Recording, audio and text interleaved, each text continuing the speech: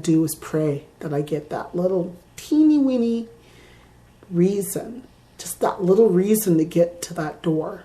Because let me tell you something, I'm going to float like a butterfly and sting like a bee. I'm going to do a hell of a great job. I'm going to bust my ass.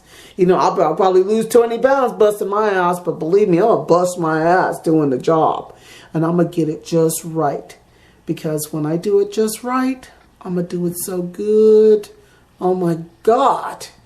I am going to bust my ass for the rest of my life for the next person I work for. I am going to dedicate the rest of my life to them. I'll be like 67, 80 years old, rolling out of there saying, okay, I'm about ready to retire. That's all I really want to do. You know, I want to get a good job, and I know what job I want, and I'm praying to God that I am one of those people that are going to get picked to give it a shot, to give it all I got. Because let me tell you something. I get up there, I work hard, and I do what I got to do. Whew. My God.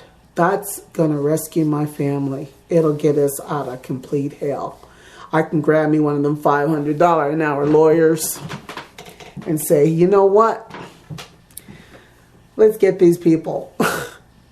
And I'll tell you something, Dale P. Reisner, I will press charges on you, and I will not, allow you to walk free, because you're crazy. You're a crazy ass doctor for telling CPS that a person is lying about their life.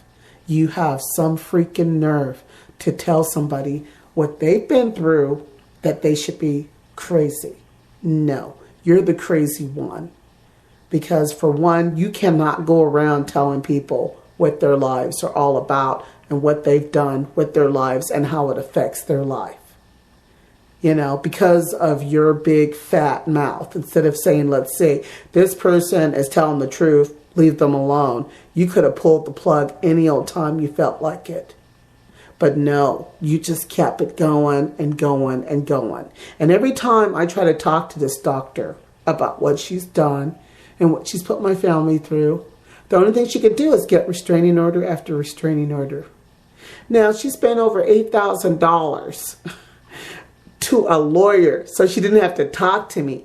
Man, don't you think it would have been better just having a Frappuccino for $5? You could have saved so much money just sitting down and talking to me and say, okay, I know what you've gone through is true. Okay, I'm willing to leave you alone and let me go. Just let me go. Stop trying to keep me like a slave on a plantation. Yeah, to me, that's the way you make people feel. It's like they're a slave on a plantation. It's like, hey, you're born here in Seattle. You're a slave of Seattle. It's like my goal was to really go back to work. But it's like, how in the hell can I go to work? But I do want to go to work. I just want to find somebody who pays good. Pay me to do something that I love to do. And I miss it so much. I love cooking and I miss it so freaking much. Man, if I could get back in there and please people, man, the weight will just start melting off.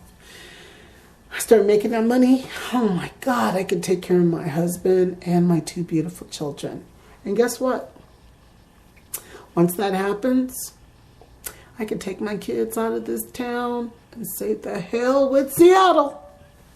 I always kind of felt connected to Seattle because my parents are buried here and my grandparents are buried here, and my family's been here for well over 100 years, and I have my sisters that are still alive and my brother and my nieces and my nephews, but we're not really close. We don't really have that connection. I have my children, and my children are my connection. My children are the loves of my life.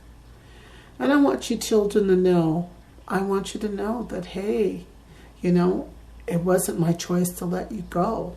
It's just that they made me feel that, hey, you're never going to leave us alone. We'll never be a family. And I really wanted CPS to leave. So I tried to find ways to get rid of them, to ditch them, to get them to leave, even if I had to put my kids up for adoption. And I know that sounds really weird, but I really wanted to choose the family that I wanted my kids to go with. And I wanted to be able to have contact with my children, excluding CPS. I really did. And I was going to have them go to Canada. I was going to have them out of United States of America, but it didn't work out that way. First, I was going to do it in the United States. I changed my mind. And then I went with out of state. And the people that were in state contacted CPS. And then CPS was like, you want to terminate your rights? No, I did not. I wanted to be able to have communication with my children, but dealing with people that I like, that I could choose, that really needed a family. And it was all lined up. And they jumped in and they stopped the process. I think that CPS likes to stick their hands in people's lives and keep themselves in people's lives. And when they see that the control is getting ready to be extinguished to some degree, they like to just hop right in there.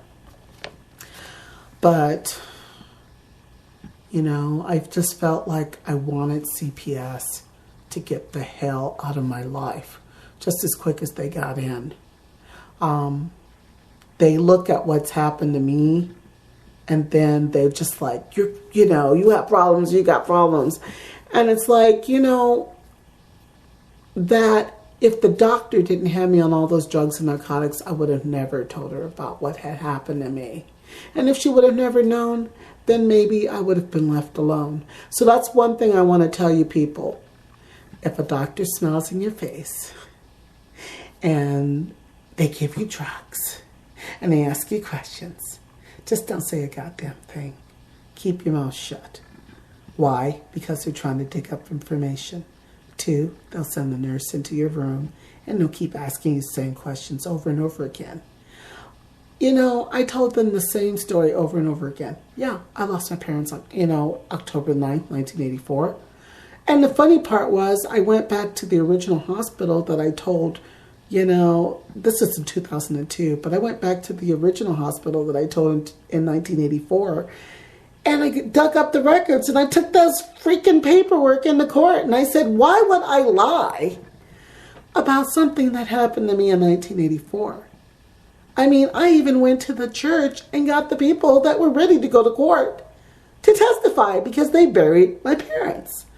And some of those people have already died because they're so old. My parents were like 40 years older than me. I'm 46. They were like 86. I mean, they would have been 86 if they were alive, 86, 89. They would have been alive, But it's like my mom's friends. There's only a couple left. And CPS just will not go to court.